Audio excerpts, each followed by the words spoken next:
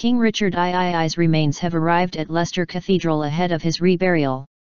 His funeral cortege entered the city at the historic Bow Bridge after touring landmarks in the county. Cannons were fired in a salute to the king at Bosworth, where he died in 1485. His coffin will be on public view at the cathedral from 9 o'clock GMT on Monday. He will finally be reinterred during a ceremony on Thursday.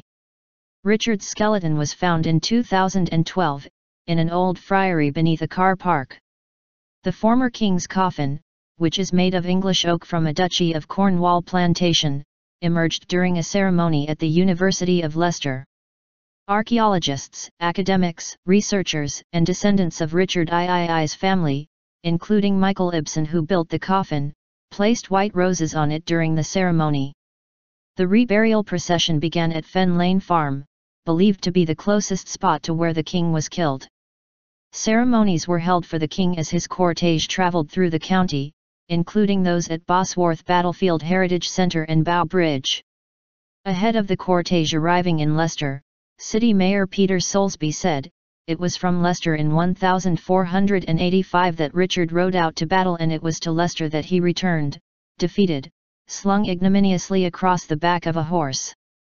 It's now our opportunity to put it right and to make sure this time that it's done with dignity and honour." However, campaigners who petitioned for Richard III to be reburied in York have described the events in Leicester as a pantomime. Louise Hollingsworth wrote on Facebook, "The more I see of the undignified, money-grabbing pantomime surrounding King Richard III in Leicester this weekend, the more incensed I become." After a service at St. Nicholas Church, the coffin was transferred to a horse-drawn hearse before arriving at the cathedral via High Street and Greyfriars.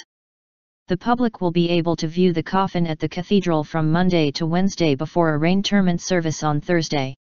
A spokesman for Leicester Cathedral has confirmed that the Queen has written a greeting that will appear in the order of service at the reinterment, but details of the message's content will not be released ahead of the event.